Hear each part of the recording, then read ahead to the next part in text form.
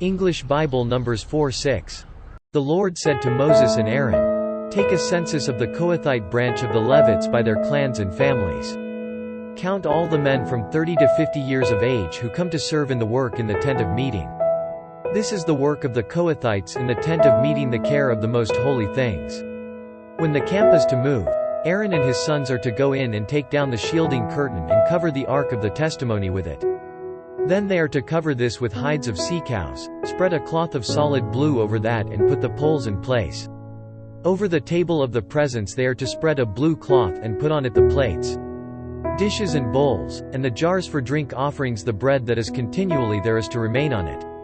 Over these they are to spread a scarlet cloth, cover that with hides of sea cows and put its poles in place. They are to take a blue cloth and cover the lampstand that is for light, together with its lamps, its wick trimmers and trays, and all its jars for the oil used to supply it. Then they are to wrap it and all its accessories in a covering of hides of sea cows and put it on a carrying frame. Over the gold altar they are to spread a blue cloth and cover that with hides of sea cows and put its poles in place. They are to take all the articles used for ministering in the sanctuary, wrap them in a blue cloth, cover that with hides of sea cows and put them on a carrying frame. They are to remove the ashes from the bronze altar and spread a purple cloth over it. Then they are to place on it all the utensils used for ministering at the altar, including the fire pans, meat forks, shovels and sprinkling bowls. Over it they are to spread a covering of hides of sea cows and put its poles in place. After Aaron and his sons have finished covering the holy furnishings and all the holy articles, and when the camp is ready to move, the Kohathites are to come to do the carrying. But they must not touch the holy things or they will die. The Kohathites are to carry those things that are in the tent of meeting. Eleazar son of Aaron, the priest, is to have charge of the oil for the light, the fragrant incense, the regular grain offering and the anointing oil. He is to be in charge of the entire tabernacle and everything in it, including its holy furnishings and articles. The Lord said to Moses and Aaron, "See that the Kohathite tribal clans are not cut off from the Levites, so that they may live and not die when they come near the most holy things. Do this for them." Aaron and his sons are to go into the sanctuary and assign to each man his work and what he is to carry.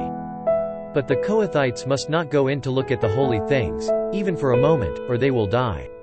The Lord said to Moses, "Take a census also of the Gershonites by their families and clans. Count all the men from 30 to 50 years of age who come to serve in the work at the tent of meeting. This is the service of the Gershonite clans as they work and carry burdens.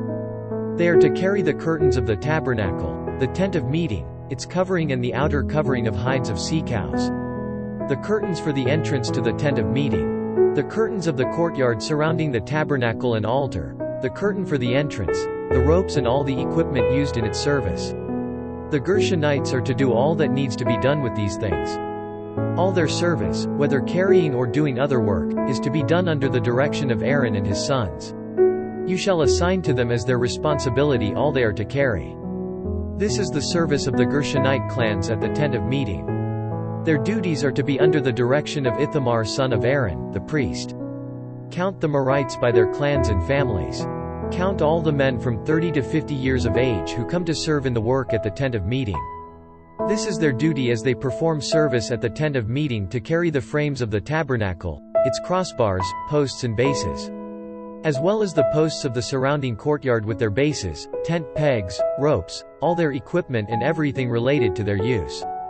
Assign to each man the specific things he is to carry.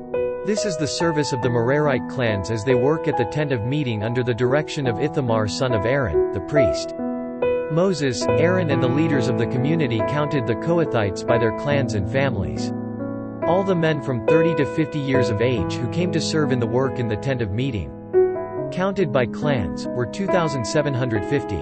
This was the total of all those in the Kohathite clans who served in the tent of meeting. Moses and Aaron counted them according to the Lord's command through Moses. The Gershonites were counted by their clans and families. All the men from 30 to 50 years of age who came to serve in the work at the tent of meeting, counted by their clans and families, were 2,630. This was the total of those in the Gershonite clans who served at the tent of meeting. Moses and Aaron counted them according to the Lord's command. The Merites were counted by their clans and families. all the men from 30 to 50 years of age who came to serve in the work at the tent of meeting, counted by their clans, were 3,200. This was the total of those in the Merarite clans. Moses and Aaron counted them according to the Lord's command through Moses. So Moses, Aaron and the leaders of Israel counted all the Levites by their clans and families. All the men from 30 to 50 years of age who came to do the work of serving and carrying the tent of meeting numbered 8,580. At the Lord's command through Moses, each was assigned his work and told what to carry. Thus they were counted, as the Lord commanded Moses. Numbers 5. The Lord said to Moses, "Command the Israelites to send away from the camp anyone who has an infectious skin disease or a discharge of any kind, or who is ceremonially unclean because of a dead body. Send away male and female alike, send them outside the camp so they will not defile their camp, where I dwell among them."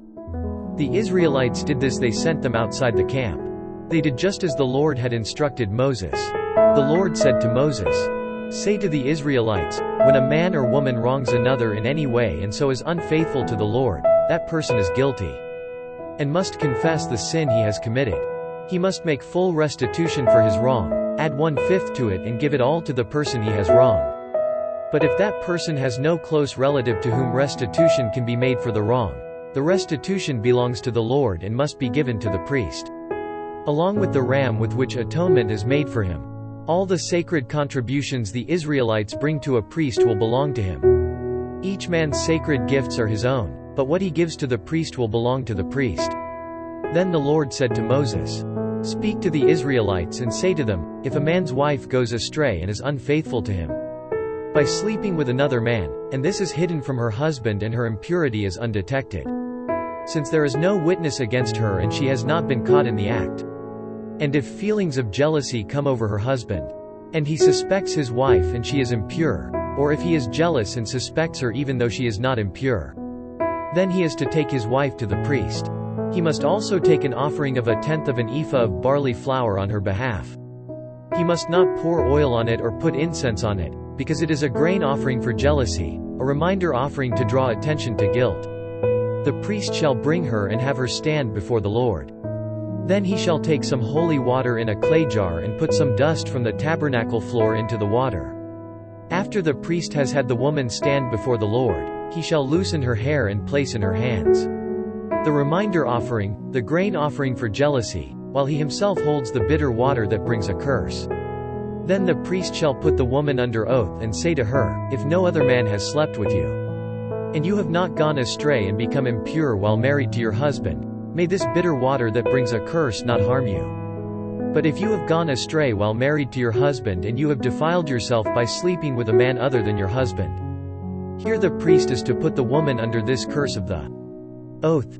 May the Lord cause your people to curse and denounce you when he causes your thigh to waste away and your abdomen to swell.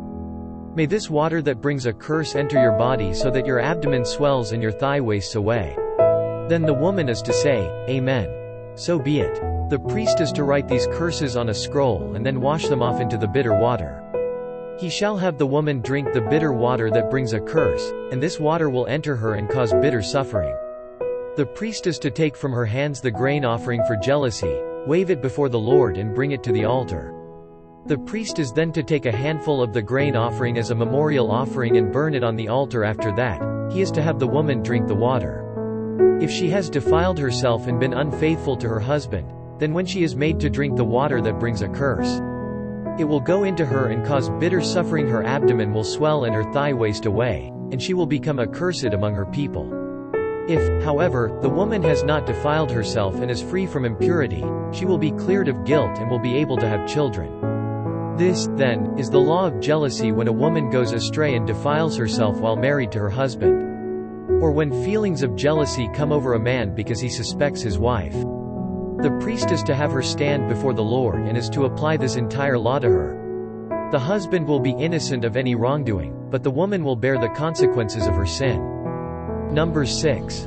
The Lord said to Moses, "Speak to the Israelites and say to them, if a man or woman wants to make a special vow, a vow of separation to the Lord as a Nazirite, he must abstain from wine and other fermented drink and must not drink vinegar made from wine or from other fermented drink. He must not drink grape juice or eat grapes or raisins. As long as he is a Nazirite, he must not eat anything that comes from the grapevine, not even the seeds or skins. During the entire period of his vow of separation, no razor may be used on his head.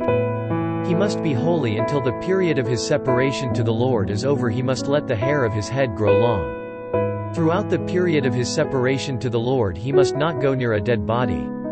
Even if his own father or mother or brother or sister dies.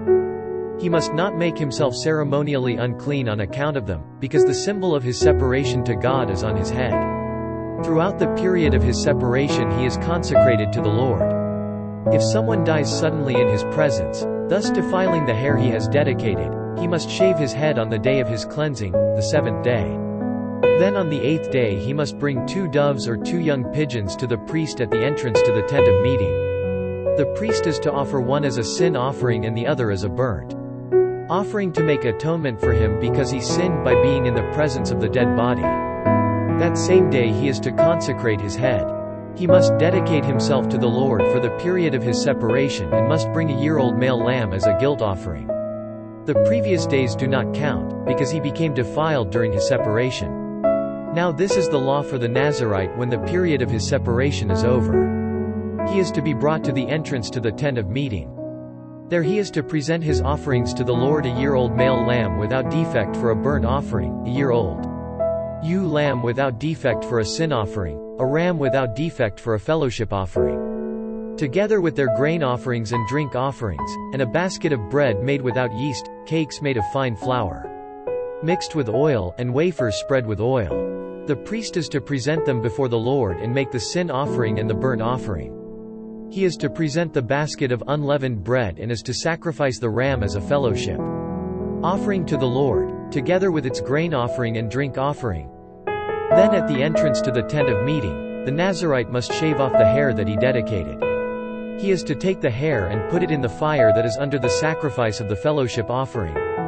After the Nazirite has shaved off the hair of his dedication, the priest is to place in his hands a boiled shoulder of the ram, and a cake and a wafer from the basket, both made without yeast.